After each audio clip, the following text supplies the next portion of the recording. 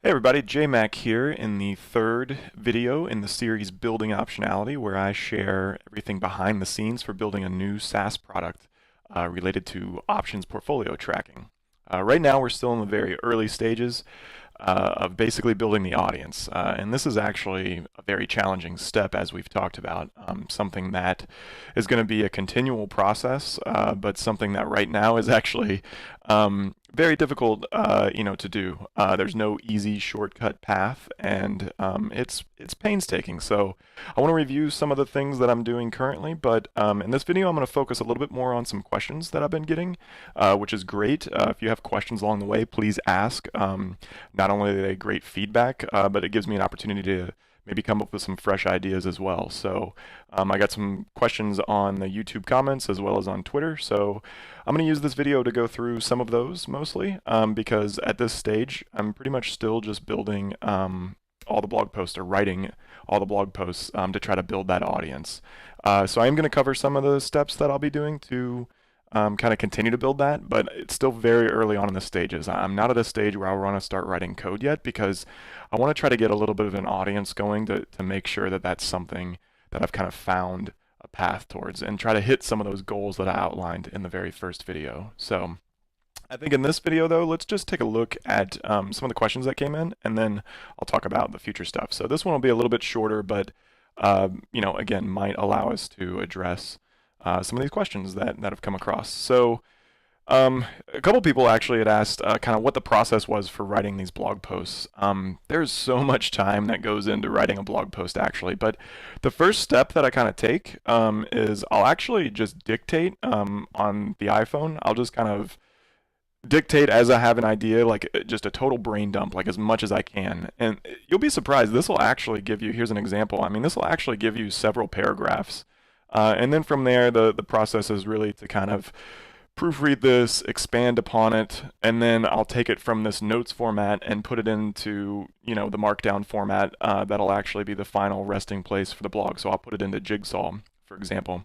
And this process of actually going from the note and kind of changing it to be a markdown file seems like super simple, but it's actually really nice because it kind of gives me a different look and feel, and it kind of changes. I guess it's just enough of a change to kind of allow your brain to start seeing some different things. Like I'll see more typos, or I'll see kind of the paragraphs aren't really consistent in length. I'll be able to start formatting things right where I'm adding bold or italics or links or whatever. And so after that round, I'll actually just publish it locally, and then start actually looking at it here and figuring out, okay, where do I want some images to go or whatnot. So, and then after that, I kind of just go ahead and publish it. I don't share it just yet, but I'll publish it out to the web to make it real, and that kind of forces me to give it a final proofread and maybe, share it with a couple other people so they can kind of give it a proofread. Even though it is out there public, I'm not really pushing it yet. So there's about 3 or 4 rounds that go into this. From initial dictation to kind of 2 or 3 rounds of proofreading before I share. And then when I do cross-post it, every time I cross-post it, I'll always reread it as well. And again, I'll continue to pick up on even more typos. Hopefully by then they're not really misspellings or anything, but it's normally where maybe I've dictated something and it used there instead of there, THERE. So. But that's basically the process. Start to finish, it is definitely, like we talked about last time, several hours. But this dictation I found really helps me kind of get it down and really pump out content. And so to that point, I actually wrote 3 blog posts this week, which is nice because that's going to allow me next week to focus on things that aren't related to writing blog posts.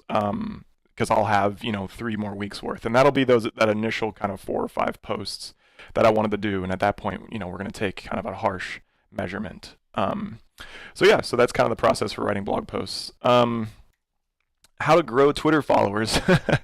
I wish I had the golden answer for this, but there really isn't a silver bullet. I don't think. I think the best thing you can do is just try to post like really high quality, kind of like authentic content. It's something, I guess what I mean by that, to kind of unpack, let's jump out to just kind of Trader JMac here. And, I really try to put things out in this case that are really related to kind of like what I'm doing with the market, and I try to make sure that each one, is threaded in some way, where maybe there's a couple different concepts and a couple different examples. So just like the blog posts.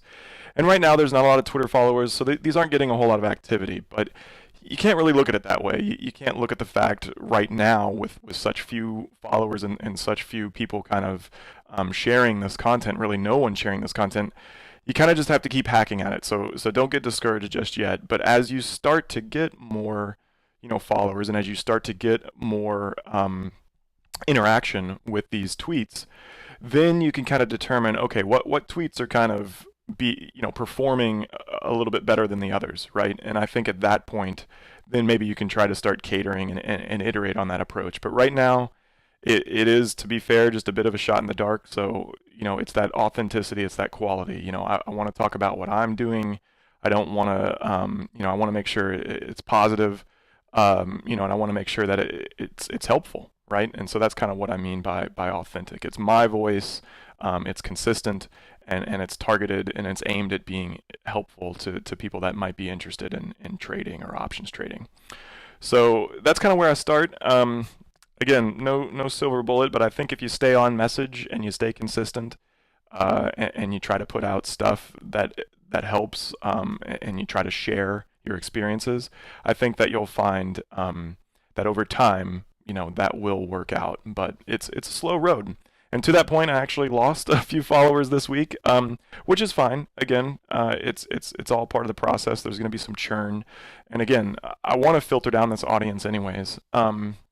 But before I move on to the next questions, kind of to that point, something I've been thinking lately is, Twitter might not be the place where traders or my target audience, that might not be their medium, right? Maybe their medium is more blog posts or forums or something else. So while I'm going to continue to post tweets here, I think next week I'm going to start trying to post in other areas to see if maybe there's more interaction there, because Twitter might be the wrong measurement, and this is all part of it. This is all part of the pivot. So, I have to write this content to kind of figure that out. So it's something that, in tech, I think Twitter's, a very large space, right? And so, if I were not gathering any followers and I'm posting what I believe to be quality content here, maybe there's just not a market here. But I could be, posting all this stuff just in the wrong place, and it could be good content, but it's just in the wrong place. So I'm going to continue to cross-post on Medium. I'm going to try to find some other, investment-specific blogs or forums that maybe I can guest post on.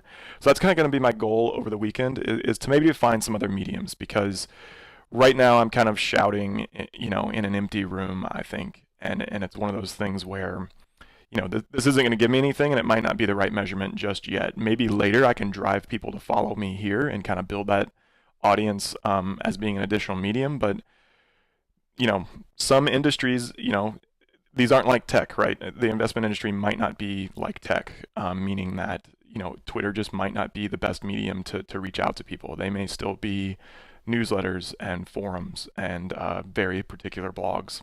So I'm going to try to find those next, is the point. So I'm going to keep posting on Twitter, but I'm not going to focus too much on the growth of Twitter just yet. So just to kind of put a bow on that question, that would be how I plan to kind of grow the followers. But I think I'm going to take a week or two off of worrying about what this follower number is, and just kind of focus a little bit more on finding the audience. So maybe even taking just a little bit of a step back there.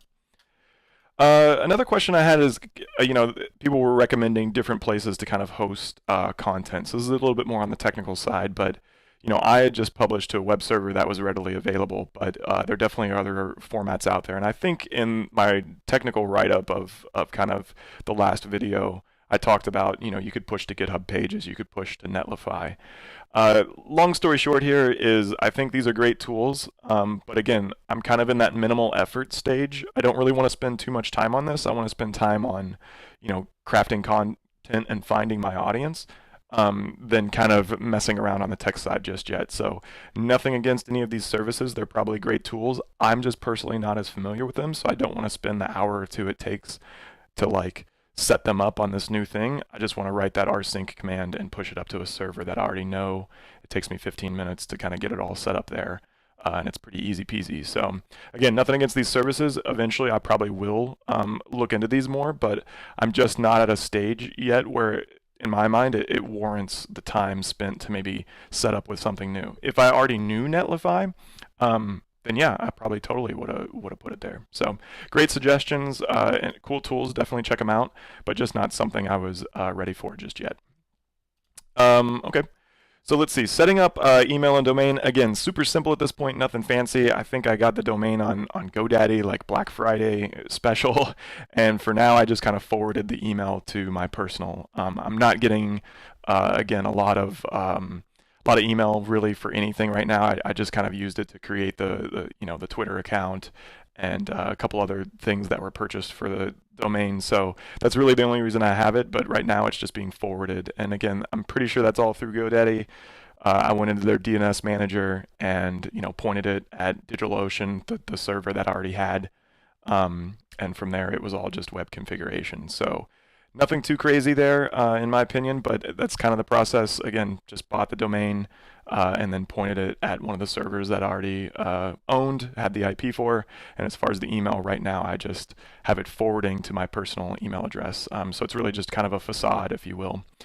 Down the road, I might look into like, Gmail has, I think, they used to have, maybe you could set up a domain, an email domain with them for free. I don't know if it's free anymore. It might be like a business thing now where maybe it's $50 a year or something. But once I do get to where that's email and I want to make sure that it's not just being forwarded and I can reply and it looks a little more official and so forth, and maybe I want to set up other aliases than JMac. I want to set up, sales or orders or support or whatever at optionality.app. Then I'll probably look into something like that, like a Google, email console and seeing how much that costs. And then finally, this kind of leads us into, again, what I'm probably going to work on next is the newsletter sign up. Again, right now I kind of just go with what I know, which is MailChimp. They have a free plan up to 2,000 subscribers. Because I'm not really doing any kind of marketing just yet, where I want to make sure like I'm kind of sending, soft sale emails and hard sell emails, and I'm kind of sending follow-up emails to people that maybe didn't open the original email. I'm not campaigning too much just yet. I'm really just kind of sending out a blanket newsletter to that list, to the people that signed up. MailChimp's super easy, it's free, and again, it's something I'm familiar with. So I'll probably start there, but I will record kind of that setup once I get there. That is the next step, so hopefully next week's video I'll kind of go ahead and set up that newsletter. But I'm still at the place where I'm kind of finding that audience. So just to close here, another thing that really wasn't asked but I wanted to bring up is analytics. This is just something I set up for every site. So, I have optionality here, this website data. So this, real time really isn't going to have anybody out there right now, but just kind of going to site content. This is really where I would go in and start tracking, some patterns here. And in fact, I want to make sure too that I'm annotating these. So you can actually jump in here and just kind of create an annotation. So for example, on the 4th, which was last Friday, I just want to change this date and I'll say something like launched, blog. So I want to make sure I'm doing things that account for, and tracking for, kind of historical purposes, that when I'm having these blips, like what's going on here, what's happening. Okay, well, I launched the blog here, so there was some traffic that was probably driven that way. And, Monday I published the first post. So I do like to create these annotations just to kind of, set them up. So this is published, what was that? I like to use the title. So this was successful trades that failed. So there it is. And so I published that. So this is just allowing me, again, to kind of see these little annotations of like, okay, what accounted for these blips? Well, I published the blog, I posted that on Twitter.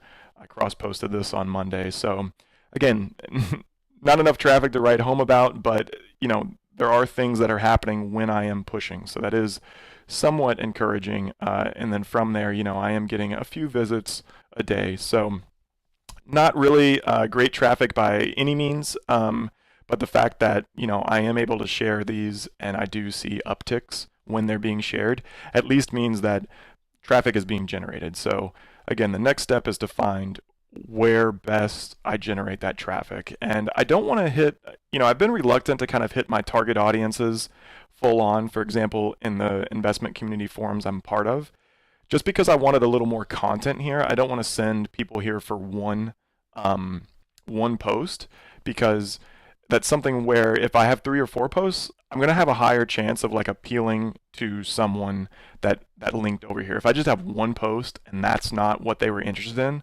like they might think, oh man, this guy never writes about anything I care about. But if I have 3 or 4 here, and hopefully 3 or 4 are right on, or at least one of the 4 are right on, I have a better chance at kind of building a relationship with that audience, building some trust, that I have good content, and something was helpful, and I have a higher chance at them following me or paying attention next time I post in that community, or if they are on Twitter, jumping over and following me there. So I'm going to get these other 2 posts out over the weekend, I think, kind of quietly, and then probably mid next week I will probably try to hit one of those forums, see if it helps, see if I get some more interaction there, and I'll use Google Analytics to kind of see, was that a better uptick than just launching it and kind of mentioning it on Twitter to kind of this, at the moment, low number of followers. So hopefully that helped out. Definitely, again, continue to post your questions in the YouTube comments. Hit me up on Twitter, of course, if you're there. If not, follow me and send them there. But whether they're in YouTube or Twitter right now, it doesn't matter to me. But just leave me your feedback, more things you want to hear about, more questions you might have for the future. But again, next time the goal will be a few more posts and kind of trying to do a better job of using Google Analytics to figure out where am I reaching kind of that target audience. And then I'm going to really, hammer that and try to get to those goals, because I'm rapidly approaching kind of my 4-week measurement time frame. So I think in the very first video we talked about that, where about 4 weeks I want to do 1 post every week, and then I wanted to see increased traffic in Google Analytics, substantial traffic. So right now I don't think we're at substantial. I think I wanted like 250. That was a bit out of a hat of followers. Right now, nothing, barely even a 5% increase, so nothing there. And or one of my posts, kind of being syndicated on Medium or something like that. So something to demonstrate that, there's some interest here. This is good content. It's helpful content. Maybe I'm solving a bit of a need. So, because if I don't have that yet, then I'm really just building this for myself, which is fine. And maybe, like I said before, I'll probably keep going just for the purposes of education in these videos. But I'd really like to build it for an audience, and it's one of those things where I'm going to spend a little bit more time trying to prove that out. So, hope you all enjoyed. Again, leave your questions and feedback, and I'll see you all next time.